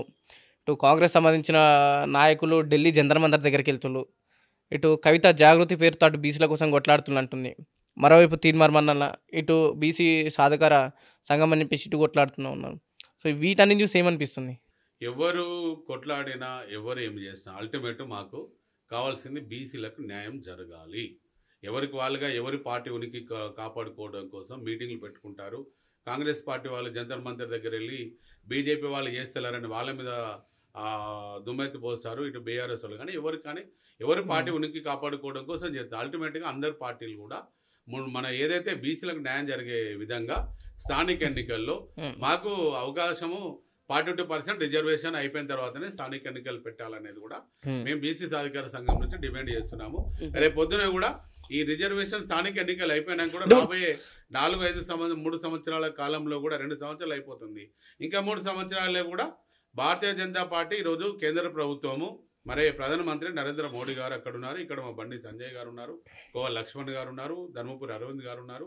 వీళ్ళు ముగ్గురు అయితే మాకు ఇక్కడ తెలంగాణ రాష్ట్రం నుంచి బలంగా ఉన్నారు. కాబట్టి రేపు పొద్దున వీరు ఒత్తిడి తీసుకొచ్చి ఏదైతే కేంద్ర ప్రభుత్వం కులగణన లెక్కల ప్రకారంగా అసెంబ్లీలో బీసీలందరికీ న్యాయం చేయాలంటే కులంలో ఎంతమంది సంఖ్య ఉందో వాళ్ళకి ఎమ్మెల్యే సీట్లు ఇవ్వాలి, వాళ్ళకి పార్లమెంట్ సీట్లు ఇస్తే న్యాయం జరుగుతుంది. లెక్కలే బయట పెట్టినప్పుడు మీరు ఏ లెక్కల ప్రకారం సీట్లు అడుగుతారు? తప్పకుండా బయట పెడతారండి, వీళ్ళు పెట్టలేదు కానీ కేంద్ర ప్రభుత్వం బయట పెడతారు. కులగణన చేసినామని మొదటిసారి చెప్పిళ్ళు. అసెంబ్లీ జరిగిన తర్వాత ఎవరైతే పాల్గొన్న వారు ఉంటారో సో వాళ్ళకి మళ్ళీ పెడుతున్నామని చెప్పేసి ఉప ముఖ్యమంత్రి గారు ప్రెస్ మీట్ పెట్టిండు. తర్వాత పాల్గొన్న వారు ఉన్నారు, కానీ మళ్ళీ కూడా సంబరాలు జరిగినాయి తప్ప ఎక్కడ కూడా కులగణన పూర్తి స్థాయి లెక్కలు బయటకు రాలేవు. సో మీరు ఏ విధంగా అడుగుతారంటే ఈ కులానికి ఇంతమంది ఉన్నారు, ఇంత శాతం ఉంది, వాళ్ళకి ఇంత శాతం ఎమ్మెల్యేలు కావాలని ఏ పరంగా అడుగుతులు? మేమైతేనండి రేపు బీసీలు కులగణన కేంద్ర ప్రభుత్వంలో కూడా ఏమైనా తప్పు తడకలు అయినా కూడా మేము అప్పటి వరకు 3 సంవత్సరాల వరకు మా మున్నూరు కాపులలో ఈ తెలంగాణ రాష్ట్రంలో ఎంతమంది ఉన్నామో మాకు అన్ని ఎమ్మెల్యే సీట్లు 3 పార్టీలు ఇవ్వాలనేది బలంగా నేను అడుగుతాను. ఎందుకంటే నేను 20 సంవత్సరాల నుంచి నేను ఉన్నాను, కులంలో ఉన్నాను. రాజకీయంగా ప్రజారాజ్యం వచ్చినప్పుడు కూడా ఆ రోజు నాకు అవకాశం, రెండోసారి వచ్చిన కూడా బొమ్మ వెంకన్న గారికి అవకాశం ఇచ్చిన తర్వాత ఆది శ్రీనివాస్ గారికి అవకాశం ఇచ్చినాము. ఈ రోజు వరకు కులం కోసము ఆనెస్ట్గా పనిచేస్తున్నాను. ఎన్ని ఇబ్బందులు పెట్టాను, నిలబడ్డాను. నేనైతే మున్నూరు కాపులలో తప్పకుండా మా సంఖ్య ఇదని 3 పార్టీలో టికెట్లు ఇవ్వమని మాత్రం మేము అడుగుతాం. అలా అయితేనే మీకు సపోర్ట్ చేస్తామని కూడా మేము అడుగుతాం. ఇప్పుడు స్థానిక సంస్థలకి మన స్టేట్మెంట్ వచ్చింది పేపర్లో, అంటే ఆర్డినెన్స్ ఆమోదించబడకపోయినా స్థానిక సంస్థలోకి వెళ్తాము, పార్టీ పరంగా 42% ఇస్తాం మేము. సో ఇతర పార్టీలు కూడా అదే నిర్ణయించుకోవాలని చెప్పేసి కాంగ్రెస్ పార్టీ చెప్పింది. ఒకవైపు హైకోర్టు ఇచ్చిన తీర్పు ప్రకారం సెప్టెంబర్లో పెట్టాలంటుంది, అంటే ఇంకో 30 రోజులు ఏముంది అనుకుంటా ఈ సెప్టెంబర్ వచ్చేసరికి. నేను ఒకటేనండి, ఈరోజు కేంద్ర ప్రభుత్వం ఆమోదించలేదనుకోండి, తెలంగాణ రాష్ట్ర ప్రభుత్వం ఆమోదించింది కదా, ఆ 42% ప్రకారంగా రేపు పొద్దున సీట్లు ఇవ్వండి. మీరు స్థానిక ఎన్నికలలో అయితే పార్టీ గుర్తులు ఉండవు కదా, అది ఇవ్వండి. రేపు పొద్దున కార్పొరేషన్ ఇవ్వండి. ఆ బీసీలోకి ఎంత 42% ప్రకారంగా రేపు జెడ్పీ చైర్మన్, జిల్లా ఎంపీ, మన మండల పరిషత్ ఇవ్వండి, మున్సిపల్ కార్పొరేషన్ లో ఇవ్వండి, మున్సిపల్ చైర్మన్లు ఇవ్వండి, ఇవ్వండి, సర్పంచులు ఇవ్వండి, ఇవ్వండి. ఇవాళ మనం ఇవ్వలేదు అని అనుకో, వాళ్ళు చేయలేని పరిస్థితులు ఉంటే 42% నువ్వు ఇచ్చి నువ్వు నిజంగానే కాంగ్రెస్ పార్టీ నేను ఇచ్చినాను, రేపు పొద్దున నేను న్యాయం చేసినా మీరు కొట్టాడండి, అప్పుడు మీ పార్టీకి పేరు వస్తుంది. మీరు డిసైడ్ చేసుకొని ఫస్ట్ మీరు ఇస్తారు ఇవ్వరని మాట అనుకుంటున్నాను. ఇప్పుడు వాళ్ళు ఇస్తారు ఇవ్వరంటే వాళ్ళ మీద పెడతారు, ఎవరి మీద? కేంద్ర ప్రభుత్వం మీద పెడతారు. కేంద్ర ప్రభుత్వం ఇయ్యదు కావచ్చు, 42% ఇవ్వండి. చట్టబద్ధత తీసుకొస్తే బాగుంటది అంటున్నారు. కరెక్టే, చట్టబద్ధత తీసుకురావాలంటే ఇప్పటికి గవర్నమెంట్ వచ్చి 2 సంవత్సరాలు అయిపోయింది, ఇప్పటి వరకు కూడా స్థానిక ఎన్నికలు జరగలేదు. మరి డెవలప్మెంట్ ఎక్కడ అంటే కుంటుపడుతుంది, ఏమనంటే ఫండ్స్ లేవు, ఇది అనేది చెప్పుకుంటున్నారు. రేపు స్థానిక ఎన్నికలు జరిగినట్టే కేంద్ర ప్రభుత్వం నుంచి ఫండ్స్ వస్తే ఊరు, గ్రామాలు, మండలాలు, జిల్లాలు రేపు పొద్దున డెవలప్ అవుతాయి కదా. అదైతే మనకు అది కూడా ఆలోచించాలి కదా. మనమైతే ఈరోజు ఈ రిజర్వేషన్ వాళ్ళు ఇవ్వకపోతే నువ్వు 42% ఇవ్వు. ఇదివరకు అక్కడ కూడా చేస్తారు, వేరే స్టేట్లలో కూడా అలానే జరిగింది. తర్వాత అంటే ముందు రాష్ట్ర ప్రభుత్వంలో ఉన్న పార్టీ ఇస్తే బాగుంటది, తర్వాత ఇతర పార్టీలను విమర్శించమంటున్నారు. 100% ఆర్డినెన్స్ వచ్చినా రాకపోయినా మేము దాన్ని పట్టించుకుంటలేము. అయితే నాకు వస్తాడని నమ్మకం లేదు. దాని మీద వీళ్ళను కేంద్ర ప్రభుత్వం ఇవ్వలేదని సాగు చూపించడం తప్ప కానీ వాళ్ళు ఇవ్వకుండా కూడా 42% రిజర్వేషన్ మీరు అసెంబ్లీలో పాస్ చేసి బిల్లు పంపినారు. వాళ్ళు ఇవ్వకపోతే వాళ్ళ కర్మ పోనీయండి. మీరు ఇక్కడ రేపు పొద్దున స్థానిక ఎన్నికలు పెట్టి రేపు వచ్చిన గెలిచిన దానిలో నువ్వు 42% నీకు లెక్కలు ఉన్నాయి కదా, దాని ప్రకారం ఇవ్వు. మాకైతే లెక్కలు బయట పెట్టలే కదా, ఏ కులాలు ఉన్నాయి, ఎవరెవరికి ఉన్నాయో దాని ప్రకారంగా 42% బీసీలకు ఇచ్చి న్యాయం చేయి. కాంగ్రెస్ పార్టీ పేరు వస్తాయి కదా, కాంగ్రెస్ పార్టీ నమ్మే పరిస్థితి ఉంటుంది. ఇస్తే ఇప్పుడు ఈ గొడవలు, ఈ మీటింగ్లు ఇవన్నీ పెట్టుకోవడానికే టైము, ఆ పుణ్యకాలం గడిచిపోతుంది. ఇంకా 2 సంవత్సరాలు అయితే ఏమనంటే మేము ఎలక్షన్ పెట్టలేదు, వాళ్ళు ఇవ్వలేదని చెప్పడం తప్ప అదైతే నాకైతే అంటే మళ్ళీ జమిలీ ఎలక్షన్స్ వస్తే సంవత్సరం ప్రకారం అంటున్నా కానీ దీన్ని నేను పరిగణలోకి తీసుకోవద్దు. నాకున్న అవగాహన కొద్దీ నేను అది మాట్లాడడం జరుగుతుంది. కొంతవరకు నాకు కులంతోనే రాజకీయంతోనే అనుభవం ఉన్నది కాబట్టి నేను ఆ సామాజిక స్పృహతో మాట్లాడుతున్నాను. మళ్ళీ ఒక మీటింగ్ పెట్టిండు. సో దాంట్లో మాట్లాడుతూ ఒక స్టేట్మెంట్ ఇచ్చిండు. 42% మీరు తీసుకొస్తే స్వాగతిస్తాం, లేకుంటే కూడా మేము దాన్ని గుంజుకుంటామని చెప్పేసి ఒక స్టేట్మెంట్ ఇచ్చిండు. 100% అంటే వస్తే పూలదండలు ఇస్తాం, లేదంటే నల్ల జెండలతో స్వాగతం తెలుపుతాం అంటున్నారు. ఇప్పుడు అది ఇస్తారా ఇయరా అది ఇసిపెట్టండి. ఈ రోజు గుంజుకున్నాం అనేదాకా అవసరం లేదు. కాంగ్రెస్ పార్టీలో ఈరోజు మరి ముఖ్యమంత్రి గారు, మంత్రులు అందరూ రెడ్డి కులస్తులే ఉన్నారు. మరి ఈ రోజు బీసీలకు కూడా మీరు న్యాయం చేయండి. గవర్నమెంట్కి అది ఎఫెక్ట్ లేదు కదా. స్థానిక ఎన్నికల్లో ఎవరికి ఇచ్చినంత మాత్రం గవర్నమెంట్కి ఎఫెక్ట్ రాదు కదా. రేపు పొద్దున ఎమ్మెల్యే సీట్లు ఇచ్చినప్పుడే కదా మళ్ళీ కూడా రేపు పొద్దున ముఖ్యమంత్రి ఎవరైనా డిసైడ్ చేసేది. ఏ పార్టీ అయినా కూడా అంటే మీరు ఇస్తారయ్యారా తెలియదు. రెడ్డిలు ఇప్పుడు కొందరు ఏమంటారంటే ఉంటారు కావచ్చు, కొన్ని పార్టీలు లేకపోతే కొందరు నాయకులు ఈ బీసీ నినాదం పెట్టుకొని కాంగ్రెస్ పార్టీ తెలంగాణ రాష్ట్ర రాజకీయాలు మొత్తం తప్పుదోవ పట్టిస్తుంది, ఇచ్చిన హామీలు కావచ్చు, లేకపోతే వాళ్ళు ఏదైతే ఎలక్షన్లు నెరవేరుస్తానో మిగతా అన్ని కూడా ఎక్కడ ఫ్రంట్ లైన్కి తీసుకురావట్లేరు అని ఒక నినాదం కూడా వస్తుంది. నిజమంటారా? ఏ రాష్ట్రం డెవలప్ కావాలన్నా కూడా ఆర్థిక లోటు అనేది ఆర్థికంగా ఉన్నప్పుడు డెవలప్ అవుతుంది. ఆర్థికంగా లేనప్పుడు బయట నుంచి తీసుకొచ్చానే పెట్టాలి, లేకపోతే ఉండదానిలో సర్ది అనే కూడా దీన్ని చేయాలి. ఏమనంటే బడ్జెట్ లేదు, ఆర్థికంగా మేము ఏం లేదని చెప్పుకుంటూ వాళ్ళు పోతుంటే ఇంకా తెలంగాణ రాష్ట్రము డెవలప్ ఎక్కడైతుంది కానే కాదు. వాళ్ళ అవసరం నుంచి అప్పులు తీసుకురావాలి, లేకపోతే తీసుకొచ్చి డెవలప్మెంట్ చేయాలి. అప్పుడు 10 సంవత్సరాల్లో కొంతవరకు తెలంగాణ వచ్చినాక జరిగింది. ఈ రోజు కూడా కాంగ్రెస్ పార్టీ కూడా ధైర్యం చేసి తీసుకొచ్చి వాళ్ళు ఇప్పుడు ఇచ్చిన హామీలైనా ఏదైనా కూడా ఇచ్చినట్టయితే రేపు పొద్దున పార్టీకి కూడా వాళ్ళకు పేరు వస్తుంది కదా. ఇప్పుడు రాక వాళ్ళు లేక ఏం చేయకపోతే ఏముండనే ఉండదు. ఈ రోజు అయితే ఏం జరుగుతుందో కూడా అందరికి తెలుసు.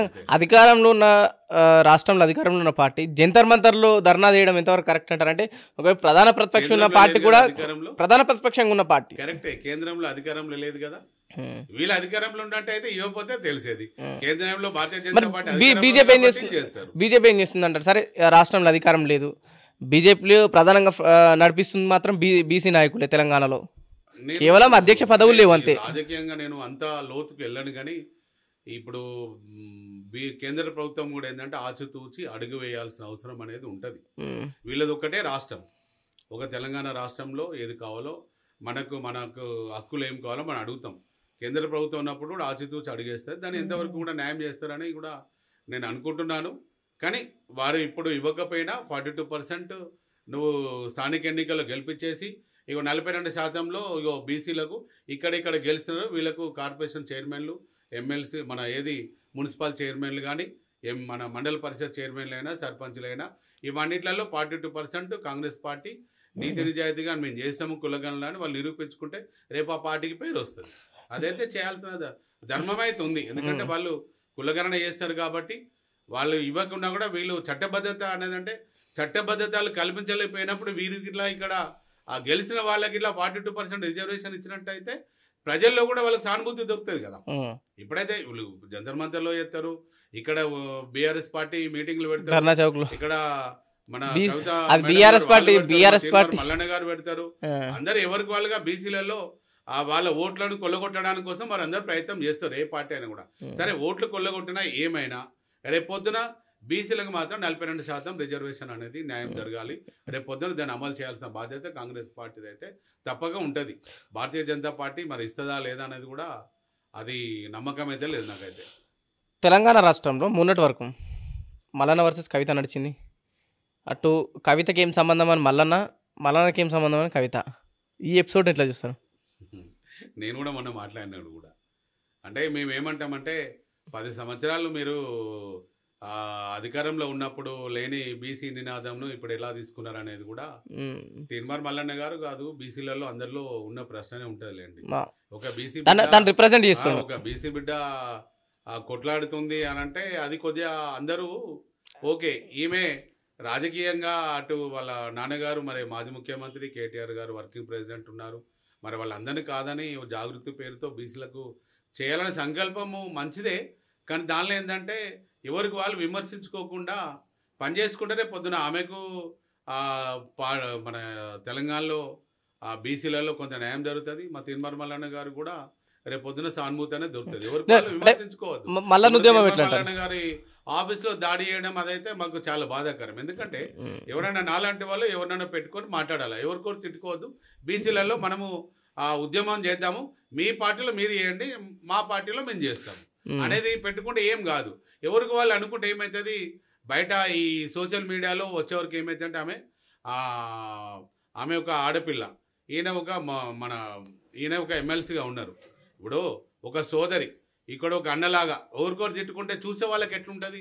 అలా మేము కొద్దిగా ఇబ్బంది పడ్డాము. ఎందుకంటే మళ్ళీ మేము చెప్పినాము, మన కవిత మేడం గారి వాళ్ళ మనసులకు కూడా నేను కూడా శ్రీకాంత్ గౌడ్ అని వారితో కూడా నేను ఇంటర్వ్యూలో మాట్లాడినప్పుడు కూడా చెప్పిన, శ్రీకాంత్ అన్న ఏమైనా ఉంటే తప్పకుండా మీరు ఈ దాడులు ఇవన్నీ ఎవరు కూడా పరస్పర దాడులు వద్దు, ఇది ఎక్కడికో దారి తీస్తుంది, మీరు నష్టపోతారు, ఇటు మాకు కూడా నష్టం జరుగుతుంది. ఇప్పుడు దానివల్ల తీర్మానం వల్లనే సానుభూతి దొరికింది ఆ దాడి చేయడం వల్ల. ఇక్కడ బీసీలు ఇప్పుడు మేడం గారి పక్క ఉన్న వాళ్ళందరూ కూడా అరే మల్లన్న ఇట్లా అన్నాడు కాబట్టి మా మేడంను మేము ఇట్లా పోయినామని వాళ్ళు అంటారు. ఇది దయచేసి మళ్ళీ ఒకసారి జరగద్దన్నాము. పునరుత్వం కాకుండా ఆమె బీసీల కోసం కొట్లాడని మేము వద్దంటలేము. తిన్మర మల్లన్న గారు కొట్లాడని, ఇంకా ఎవరైనా ఆర్ కృష్ణయ్య గారు కానీ, జాల శ్రీనివాస్ గౌడ్ గారు కానీ, మేము కానీ ఇంకా ఎవరైనా కూడా బీసీలకు న్యాయం జరిగే వరకు వాళ్ళకు ఆ కొట్లాడడం అనేది కరెక్ట్. రేపు పొద్దున రాబోయే రోజుల్లో మేము ఒకటే కోరుకుంటాం. మేమైతే మున్నూరు కాపులలో ఈరోజు మా వాళ్ళందరూ ఒక బీసీ ముఖ్యమంత్రి కావాలనేదే ఒక నినాదంతో మేము ముందుకెళ్తున్నాము. ఒక తెలంగాణ మున్నూరు కాపు సంఘం, పటేల్ సంఘం కూడా ఒక ముఖ్యమంత్రి కావాలి. ఇంకా ఎమ్మెల్యేలు ఈ మినిస్టర్లు ఇవన్నీ వేస్ట్. ఒక ముఖ్యమంత్రి ఒక బీసీ బిడ్డ అయినట్టయితే న్యాయం జరుగుతుందని మేము చూస్తున్నాం. ఇప్పుడు మల్లన్న బలంగా బీసీ ఉద్యమం ముందుకు తీసుకెళ్తున్నాం. ఆ ఉద్యమం గురించి మీరేమంటారు, తను చేస్తున్న దాని గురించి? ఆయన ఫస్ట్ నుంచి పోరాట యోధుడే కదా. ఆయన ఒక యూట్యూబ్ క్యూ న్యూస్ నుంచి ఛానల్ నుంచి పోరాటం చేసుకుంటూ వచ్చిండు. ఆయన ఒక ఎమ్మెల్సీగా ఉన్నాడు. ఆయన కూడా రేపు పొద్దున రాబోయే రోజుల్లో కూడా ఆ ముఖ్యమంత్రి అవకాశం వస్తే బాగుంటుంది అనే దానిలో కూడా ఆయన ఎప్పుడు కూడా మాట్లాడుతున్నాడు. అంటే బీసీలలో ముఖ్యమంత్రి అవకాశం అనేది అది అదృష్టం ఎవరిని వరిస్తుందో తెలియదు. మల్లన్న గారు ఫ్యూచర్ లో ఏ బీసీకైనా ఖచ్చితంగా వచ్చే అవకాశం ఉందా? తప్పకుండా అండి. ఇప్పుడు భారతీయ జనతా పార్టీ కంపల్సరిగా బండి సంజయ్ గారు ముఖ్యమంత్రి ఆ రోజే ప్రకటిస్తారని అనుకున్నాము. ఆ రోజు వారు ప్రకటించలేదు. మళ్ళీ ఆయనను రాష్ట్ర అధ్యక్షుడు ఇచ్చే వరకు కొంతవరకు అది వెళ్ళిపోయింది. తర్వాత మళ్ళీ కూడా అప్పుడైనా కూడా మా దానిలో కూడా బీసీ ముఖ్యమంత్రులు కావాలన్నా కూడా ముగ్గురు భారతీయ జనతా పార్టీలో ముగ్గురు ఉన్నారు. అక్కడ మా దానిలో ఎవరికైనా అలా ఇవ్వచ్చు. మరి బీఆర్ఎస్ పార్టీ కూడా ఒక ముఖ్యమంత్రి నినాదం తీసుకొస్తే రేపు బీఆర్ఎస్ పార్టీ కూడా లాభం జరుగుతుంది. రేపు కాంగ్రెస్ పార్టీ కూడా ఒక బీసీ ముఖ్యమంత్రి నినాదం తీసుకురావాలి. రేపు పొద్దున చూడండి, 3 పార్టీలు బీసీ ముఖ్యమంత్రి అనే నినాదంతోనే వీళ్ళు ముందుకెళ్తారు.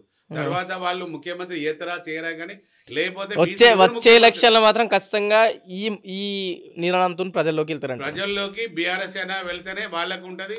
కాంగ్రెస్ అయినా భారతీయ జనతా పార్టీ అయినా కూడా బీసీ ముఖ్యమంత్రి తప్పకుండా వెళ్తేనే రేపు పొద్దున తెలంగాణ రాష్ట్రంలో 3 పార్టీలలో ఎవరికొకరికి అదృష్టం వరిస్తుంది. కానీ మీరు అన్నట్టు ప్రాంతీయ పార్టీలు, ఇప్పుడున్న ప్రాంతీయ పార్టీ అయితే బీఆర్ఎస్ పార్టీ ఉందో ఒక కుటుంబం చేతిలో నడుస్తుంది. సరే, దాని నెంబర్ 2, నెంబర్ 1, నెంబర్ 3 వాళ్ళ గొడవలు నడుస్తున్నది వేరే విషయం. సో జాతీయ పార్టీలో ఖచ్చితంగా వాళ్ళు అనౌన్స్మెంట్ ఇచ్చే అవకాశం ఉంటుంది, అందుకే పార్టీ అధికారంలోకి రావాలి కాబట్టి. సో ఇక్కడ బీఆర్ఎస్ పార్టీ పరిస్థితి ఏంటిది? వాళ్ళు కూడా వాళ్ళకు ఒక నమ్మకము కాదని ఇస్తారా? ఇప్పుడు దాని ప్రధానంగా ఉన్న 4 పిల్లలు ఉన్నాయి, ఎవరు అవునన్నా కాదన్నా. సరే, ఒక పిల్లలు ఆల్రెడీ మాజీ చేసిండు, ఏమన్నా కాస్త రెస్ట్లో ఉన్నాడు అనుకోవచ్చు. తెలంగాణ ఉద్యమంలో ఒక ఎస్ఏకి ముఖ్యమంత్రి ఇస్తానడు కదా, మరి ఇచ్చారు ముఖ్యమంత్రి. ఆ రోజు ఏమన్నారు మరి? అప్పుడు కూడా ఎస్సీలు అందరూ కూడా అరే ఒక ఎస్సీకి ముఖ్యమంత్రి తెలంగాణ ఉద్యమంలో కేసీఆర్ గారు ప్రామిస్ చేశారు అని చెప్పేసి కూడా ఆ రోజు అనుకున్నారు. ఇవ్వలేదు. 10 సంవత్సరాలు కూడా వాళ్ళే ఉన్నారు. మరి ఇది అప్పటికి ఆ పోరాటం అనేది జరుగుతుంటది. కానీ ఎవరేమైనా అంటే వాళ్ళు నమ్మే పరిస్థితి అయితే లేదు. బీసీ ముఖ్యమంత్రి అని పెట్టిన బీఆర్ఎస్ పార్టీ నమ్మే పరిస్థితి లేదంటారు. ఇక బీఆర్ఎస్ పార్టీ గురించి నేను మాట్లాడు, ఏ పార్టీల గురించి మాట్లాడండి. ఎందుకంటే కమ్యూనిటీలో ఉన్నాను, నా కమ్యూనిటీని బలం చేసుకోవాలి. ఆ బీసీలతో కూడా అందరం కూడా అన్నదమ్ముల్లాగా ఉండి రేపు పొద్దున వాళ్ళకు మనము గెలిపియాలి, మనకు వాళ్ళు గెలిపియాలి. రేపు పొద్దున ముఖ్యమంత్రి అవకాశము మాకు వచ్చినా బీసీలు ఎవరికి వచ్చినా కూడా మేము స్వాగతిస్తాము. రేపు ఏదైనా కూడా బీసీలలో ఒకసారి ఈ తెలంగాణ రాష్ట్రంలో ముఖ్యమంత్రి కావాలనేది, ఎందుకంటే కమ్యూనిటీలో ఒక బీసీ బిడ్డగా, ఒక రైతు బిడ్డగా పనిచేస్తున్నాను కాబట్టి నా సొంత ఆలోచన విధానం ఏంటంటే ఒకసారి బీసీ ముఖ్యమంత్రి అయితే బీసీలకు న్యాయం జరుగుతుంది, ఇదంతా పోరాటం ఉండదు అనేది నేను అనుకుంటున్నాను. నేను ఎప్పుడు ఎదురు చూస్తున్నాను కానీ అది ఇప్పటివరకు కూడా సాధ్యం కాలే. 50 సంవత్సరాల కూడా అదైతే జరుగుతుంది. కొండదేవయ్య ఇప్పుడు రాజకీయాల్లోకి రాలేడు. ఉమ్మడి ఆంధ్రప్రదేశ్లో 2009లో పార్టీ స్టార్ట్ చేసిన మన వచ్చిన పీఆర్పీ. సో మళ్ళీ ప్రత్యక్ష రాజకీయాల్లోకి ఎందుకు రాలేకపోతున్నాడు? ఎందుకంటే ప్రధాన పార్టీ నుంచి ఆహ్వానం వచ్చింది, మంచి ముందు అయితే మీరు చెప్తున్నారు మా కులం నుంచి బలంగా ఉన్న లీడర్లు మీరు కూడా ఒకరున్నారు. సో ఎందుకు ప్రత్యక్ష రాజకీయాలకు రావాలని లేదా, ఓన్లీ వెనుకుండే కొట్లాడాలనిపిస్తుందా? నేను ఎన్టీ రామారావు తెలుగుదేశం పార్టీ పెట్టినప్పుడు క్రియాశీల సభ్యత్వము ఆ రోజు ఒక 50,000 రూపాయలు క్రియాశీల సభ్యత్వము, నార్మల్ సభ్యత్వము ₹1,00,000. అప్పుడు ₹1,00,000 అంటే ఈరోజు ₹1 కోటి సమానం అండి. ఆ రోజు ₹1,00,000 పెట్టి ఎకరం కొన్న భూమి ఈరోజు 5 కోట్లు ఉంది. ఆ రోజుల్లో నేను ఆ బీసీలకు ఎన్టీ రామారావు గారు న్యాయం చేస్తారన్న ఉద్దేశంలో నేను పనిచేశాను. చంద్రబాబు గారి ఆధ్వర్యంలో కూడా పనిచేస్తాను. తర్వాత మళ్ళీ ప్రజారాజ్యం వచ్చినప్పుడు పుంజాల శివశంకర్ గారు, ఆయన మాకైతే కుల పెద్ద, ఈ రోజు అయితే గొప్పగా చెప్పుకుంటాం. కేంద్ర మంత్రిగా కూడా చేశారా? ఆయనే ఒక న్యాయశాఖ మంత్రిగా, మరి అప్పుడు ఆర్థికంగా భారతదేశం కూడా అస్తవ్యస్తమైనప్పుడు కూడా ఆ రోజు పనిచేస్తున్నాడు. పివి నరసింహారావు గారు, పుంజాల శివశంకర్ గారు ఈ రోజు ఇందిరాగాంధీకి దగ్గర ఉండే అట్లా పనిచేసిన వ్యక్తి నన్ను, నువ్వు నీలాంటి వాడు రాజకీయాలు రావాలని ఆ రోజు నన్ను తీసుకొచ్చినారు. కానీ నేను వచ్చాను. కానీ వచ్చినాక కూడా ఈ ఏదైతే ఫార్వర్డ్ కాస్ట్ వీళ్ళు వెల్మ దొరలు కానీ రెడ్డిలు కానీ మా దగ్గర ఎక్కువ దొరలు ఎక్కువ అండి.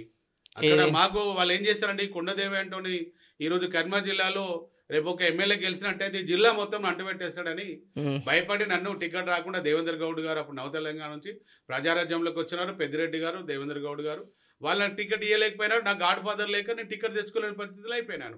తర్వాత చిరంజీవి గారికి మళ్ళీ తర్వాత మేము నిత్యాన్న శాస్త్రం ఇనాగ్రేషన్ అప్పుడు వారు వచ్చినప్పుడు వేములవాడ వచ్చినప్పుడు కొండదేవి గారికి మనం అన్యాయం చేస్తాము.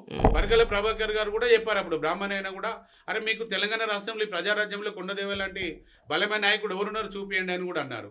అట్లాంటి పరిస్థితుల్లో కూడా నేను ఆ రోజు ఆ నామినేషన్ వేసాక తర్వాత దేవేంద్ర గౌడ్, పెద్దిరెడ్డి ఎట్లా అడిగేద్దని వెల్సల్ రాజేంద్రరావు గారు వారు అప్పుడు నాకు అప్పుడు ఏమైందంటే కాపులలో 2-3 టికెట్లు ఇచ్చారు నాకు ఇచ్చే దగ్గర. అప్పుడు చెన్నమనేని విద్యాసాగరరావు గారు, మన చెన్నమనేని రమేష్ బాబు గారు, మా ఆది శ్రీనివాస్ గారు, వీళ్ళందరూ ఉన్నారు. నేను ఆటోమేటిక్గా నేను అసలు ఎమ్మెల్యే పోటీ చేద్దామని కూడా అనుకోలే. నాకు ప్రజారాజ్యంలో చిరంజీవి గారు ముఖ్యమంత్రి చేయాలనుకుని నేను బలంగా వెళ్ళినాను. తర్వాత ఆటోమేటిక్గా నేను అక్కడ ఆస్పిరెంట్ అయినాను. తర్వాత నామినేషన్ వేసినాక టికెట్ దగ్గరకు వచ్చేసరికి అన్యాయం జరిగింది. మళ్ళీ ఇండిపెండెంట్గా పోటీ చేసిన. అప్పుడు ప్రజారాజ్యం పార్టీలో 12,755 ఓట్లు, నాకు ఇండిపెండెంట్గా 6,000 ఓట్లు, 19,000 ఓట్లు వచ్చినాయి. అప్పుడు గెలిచింది ఎంత ఎమ్మెల్యే, ఒక 29,000 గెలిచినారు. అప్పుడు ఆ టైం లోపల అంటే అప్పుడు ఆ శ్రీనివాస్ గారు కొద్ది ఓట్లతో ఓడిపోయినారు. తర్వాత కూడా మళ్ళీ చిరంజీవి గారు అవకాశం ఇచ్చినా మళ్ళీ ఆ బొమ్మ వెంకన్న గారు తెలంగాణ ఇచ్చినది మాకు, ఒక్కసారి దేవన్న నాకు ఒకసారి మంత్రి అయ్యే అవకాశం ఉంటుంది, మీరు నాకు ఒక్కసారి ఇవ్వండి, నీకు ఎప్పుడైనా ఛాన్స్ అవుతాయంటే పెద్ద మనిషి మా గౌరవ అధ్యక్షుడని వారికి అవకాశం ఇచ్చిన. తర్వాత అవకాశం వచ్చిన ఆ శ్రీనివాస్ గారు 3-4 సార్లు ఓడిపోయినారు. వారు గెలవనియండి, మళ్ళీ నేనే ఎక్కువ కాపులను గెలిపించాలనిపించేసి నేనే మా కాన్స్టిట్యూన్సీలో పోయి 3-4 సార్లు ఓడిపోయిన మునురు కాపుని ఓడియడము, మళ్ళీ ఇద్దరం ఓడిపోయి మళ్ళీ ఆ దొరలు గెలవడం అనే ఉద్దేశంలో నేను బ్యాక్ అయినాను. అంటే దానిలో అప్పుడు జరిగింది అది. రాజకీయంగా నేను ఎప్పుడు కూడా కులంలో పర్సనల్ గా ఇబ్బంది పడ్డారు, రాజకీయంగా చాలా ఇబ్బంది కాదు, లైఫ్ లో ఫ్యామిలీ మొత్తం ఇబ్బంది పడ్డాం రాజకీయంగా ఇప్పటి వరకు కూడా. అవును. తర్వాత కూడా నేను ఎక్కడైనా ఎమ్మెల్యే పోటీ చేసినా కూడా నా మీద వరంగల్ కానీ అక్కడ కానీ దాడులు జరుగుతున్నాయి ఇప్పటి వరకు కూడా. ప్రతిసారి కూడా ఈరోజు ఒక అధ్యక్షుడిగా నేను ఆస్పరెంట్ గా గంగుల కమలాకర్ అన్న గారు, పుట్ట మధు గారు, జోగు రామన్న గారు, వీళ్ళందరూ మా వాళ్ళందరూ ఎమ్మెల్యేలందరం కూడా, ఒక బాజిరెడ్డి గారు సీనియర్ ఉండే, మేమందరం తోటి పాటుగా ఎమ్మెల్యేగా పోటీ చేసినాం నేనైతే అప్పుడు. మరి ఆ రోజు నుంచి ఈ రోజు గంగుల కమలాకర్ గారు వీళ్ళందరూ పోటీ చేసినప్పుడు నేను ఆస్పరెంట్ ఉన్నా, పుట్టమది గారు ఉండ్రి, వీళ్ళు జోగు రమణ గారు, వీళ్ళందరూ పోటీ చేసినండి కదా 10 మందిలో. మరి ఆ రోజు నేను ఎమ్మెల్యేగా పోటీ చేస్తే నిజంగా కులంకు తప్పకుండా నేను న్యాయం చేసేవాడిని. వీళ్ళు ఏంటంటే పార్టీల కోసం పనిచేస్తారు ఇప్పటి వరకు. సో ఎక్కడ మిస్టేక్ అవుతుంది అంటారు, అంటే వాళ్ళకు టికెట్లు ఇచ్చి మీకు రాకపోవడం ఇక్కడ మిస్టేక్ అవుతుంది? లేదండి, నేను కులంలో ఈ రోజు కూడా చెప్తున్నా, ఈ రోజు కూడా నేను ఎమ్మెల్యే కావాలి అనుకున్నట్టయితే కులంను పక్కకు పెడితే రేపు ఎమ్మెల్యే అయితే మినిస్టర్ అయితే రాజ్యసభ కూడా పోగలుగుతాను, ఆ శక్తి ఉంది. ప్రస్తుతం ఉన్న వాళ్ళు పక్కన పెట్టిలా ఎమ్మెల్యే గెలిచిన వాళ్ళు లేకపోతే గెలిచి లేదండి. నా కులము మొదటి స్థానంలో ఉండాలి, నా కులంలో కొంతమంది గెలవాలి. ఈ రోజైతే నాకు ఒక బలమైన కోరిక వచ్చింది, బలమైన ఒక ముఖ్యమంత్రి చేయడమే కొండదేవన లక్ష్యంగా పెట్టుకున్నాను. ఈ రోజైతే అది పెట్టుకున్నాడు కాబట్టి మా సంఘంలో 2 చీలికలు అయిపోయాయి అనిపిస్తుంది. అంటే ఎందుకు ఈ ప్రత్యక్ష రాజకీయాలు ఎందుకు, సరే సైడ్ అయిపోదాం, ప్రశాంతమైన జీవితం గడుపుదాం అని? అలాంటిది లేదండి.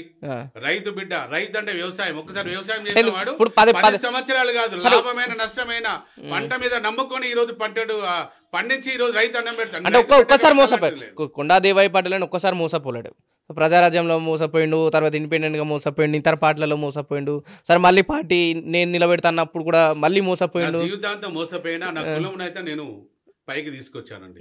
నా కులంలో ఈరోజు యూనిట్ వచ్చింది. అంటే ఇప్పుడు ఒక్కసారి రాజకీయ నాయకులు ఆ పార్టీలలో కులంను వాడుకోవాలనుకున్నా కూడా దానికి ఎప్పుడు అడ్డుకట్ట వేస్తున్నా నేను. మరి అడ్డుకట్ట వేసేవాడు నాలాంటి వాళ్ళు లేకపోతే ఇంకేముంటది? మేము కూడా ఈ సంచార జాతులు గౌరవ బీసీ కులస్తుల జాతులో మేము కూడా వెనకకి వెళ్ళిపోతాము. ఈరోజు మున్నూరు కాపులు మొదటి స్థానంలో ఉన్న వాళ్ళు ఈ కులం అనేది లేకుండా చేయాలనేది పట్టుబట్టి మున్నూరు కాపులను ఈ రోజు ఫార్వర్డ్ క్యాస్ట్ దొరలు అయితుంది, రెడ్డిలు అయితుంది, ఎవరైనా కూడా తొక్కేస్తున్నారు. ఈ రోజు అయితే దానికి అడ్డుగోడగా నిలిచిండు కాబట్టి నేను ఇబ్బందులు ఎదుర్కొంటున్నా. నేను ఎందుకు ఇబ్బంది? ఇప్పుడు వంగవీటి మోహన్ రంగ గారు కూడా ఆంధ్రప్రదేశ్లో ఆ రోజు అన్ని కులాల కోసం నిలబడ్డాడు. ఈ రోజు నీ కులం కోసం నిలబడ్డా, బీసీల కోసం అందరినీ కూడా సమానం చూస్తా. ఈ కులంలో పుట్టిన కాబట్టి నా కులాన్ని కాపాడుకోసం నా ప్రయత్నం అనేది చేస్తాను. కానీ ఈ రోజు వంగవీటి మోహన్ రంగ గారు పోయినా కూడా ఈ రోజు పేరు చెప్పుకుంటామండి. ఆ రోజు వంగవీటి మోహన్ రంగ అంటే ఈ రోజు ఆంధ్రప్రదేశ్లో సైల్యూట్ కొడతారు, లేచి నిలబడతారు. ఈ రోజు అయితే అంత బలం వచ్చింది. ఈరోజు పవన్ కళ్యాణ్ గారు కూడా డిప్యూటీ సీఎం అయ్యాడు. అంటే ఈ రోజు మళ్ళీ కూడా సీఎం అయ్యే అవకాశం అక్కడ మాకు కాపులకు వస్తుంది. ఈ తెలంగాణలో కూడా మేము కూడా సాధించుకోవాలనే పట్టుదల కొద్దున్నాం. బీసీలలో ఒక్కసారి బీసీలలో ఎవరికి వచ్చినా ఇస్తాము, మాకు కావాలని మేము కోరుకుంటాము. కానీ బీసీ ముఖ్యమంత్రి అనేది కావాలనేది ఒకటే నినాదం కోసం నేను పనిచేస్తున్నాను. ఈ రోజు అయితే ఎంత నష్టమైనా ఎంత బాధ అయినా కమ్యూనిటీ కోసం నిలబడతాను, బీసీల కోసం నిలబడతాను. ముఖ్యమంత్రి ఒక్కసారి అవకాశం వస్తే బీసీలలో వెనుకబడ్డ కులాలు అందరికి న్యాయం జరుగుతుంది అనేది నేను అనుకుంటాను. నేను రాజకీయాల్లోకి వెళ్ళినట్టయితే నాకు ఒక్కడికి న్యాయం జరిగేది. కానీ నేనైతే ఇప్పుడు మిగతా మా వాళ్ళు అందరు ఉన్నారు కదా, వాళ్ళలాగా నేను అయిపోయేటోని. ఈ కమ్యూనిటీ కోసం మాట్లాడే వాళ్ళు అయితే ఎవరు లేరు కదా. అట్లా నేను ఈ కులం కోసం నిలబడ్డాను. కాబట్టి రేపు రాబోయే రోజుల్లో నిజంగా రాజకీయాల్లో అవకాశం వచ్చినప్పుడు మా కమ్యూనిటీ బాగా బలంగా అయిన తర్వాత అప్పుడేం చేస్తాను, కులంలో ఒక మంచి అధ్యక్షుడు పెడతాను. అప్పుడు నేను రాజకీయాల్లోకి వెళ్తాను. అప్పుడు నేను కమ్యూనిటీని బలం చేసుకుంటాను, బీసీలో కూడా న్యాయం చేస్తాను. ఖచ్చితంగా మీరు ఇంకా బీసీల కోసం బలంగా కొట్లాడుతుండాలా. మీరు మూసపోయిగా మీరైతే మూసపోయిన నా బాధతో ఇంకా నా అయితే నేనైతే అనుభవించినో ఇంకో వాళ్ళు అట్లా కాకూడదని మీరు అనుకుంటున్న మనస్తత్వానికి చాలా గొప్ప వ్యక్తిత్వం అన్న. Thank you very much. Okay అండి, నమస్తే.